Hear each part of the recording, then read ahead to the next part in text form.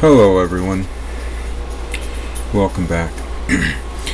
Doing a quick short segment on some Chinese solder I had purchased over the last 6 months, and honestly I'm not overly impressed with any of it, but I wanted to make you guys aware out there in case you were considering buying some.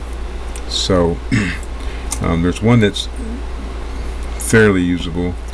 The rest of them, I probably don't know that I'll ever use them unless I'm soldering some, piece of wire together that I don't care about too awfully much. But anyway, the first one up the bat there is that Wangley solder. It's a fairly thicker one. Really not good to me. I've soldered with it, tried to solder with it, or just test the solder out, and has a dull gray crystalline appearance to it. All of them did except for one, really. But so that was one of them. The box that's holding it up, ironically enough, is a box of Kester solder, which is actually, it was donated to me by a friend. And honestly, there's just nothing. Well, there might be better solders, but it's the good old standby, and I love that stuff. It's always been great. This is another one. I don't know how to say that. Tirgia, something like that. That's a really small diameter. And it even says tin. 63% lead, 37%, and I cannot get that to flow on SMD components to save my life. Another, loser in the way of Chinese solder.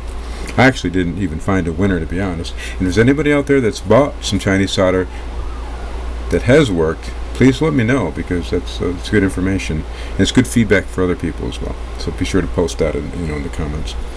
Here's my next one. High quality. No, well, it says HGH quality. I'm assuming they meant high quality. They can't even get their label right. There's so much for quality, right? So it says best solder wire. It says flux 2.25%. It doesn't really say what percentage of tin and lead it is. However, it was basically another loser, to be honest. Horrific as the other two were. The one that I have that seemed to work okay, when you added extra flux to it, it worked fairly well. This one I would use if I was doing wires like outside, soldering antenna wires, things like that, or wires into lugs or something. I wouldn't use it on circuit boards, I don't think. It needs to flow just a little bit better than it is, but it's alright. And let me show you the board. Actually, I was playing with two boards, I think. Where's that other one? Yeah, I think I'll just use this one. Okay, so here's one of the boards I was playing with, and with soldering. And this one here, these are those two really bad ones. Look how gray, if you can see that on there or not. Kind of like really a gray. I'm trying to get that light at the glare. Dull gray, crystalline kind of thing here.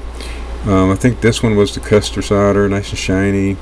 And down here, one of these two, not sure, might have been playing with both of these, but these are some of the Chinese solders with extra flux added. I have a bottle of flux that seems to work pretty well.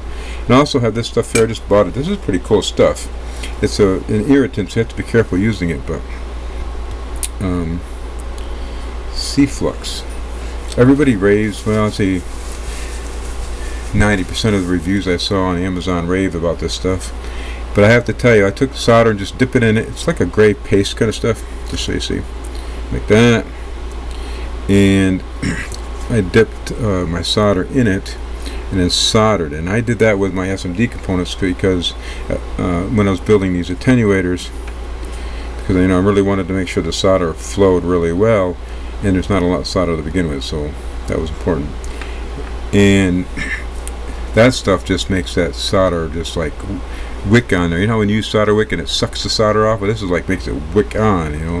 It's just amazing stuff. I love it. Actually, I just started using it. I really like it. So if you're having some trouble with some solder, you can always buy that and try it. I don't remember how much it was, but it wasn't that expensive. It was less than $10, I'm sure of that. So anyway, I guess that's about it with the solder. So bottom line is, you want to buy good solder if you want good connections, right? That's kind of the way it is.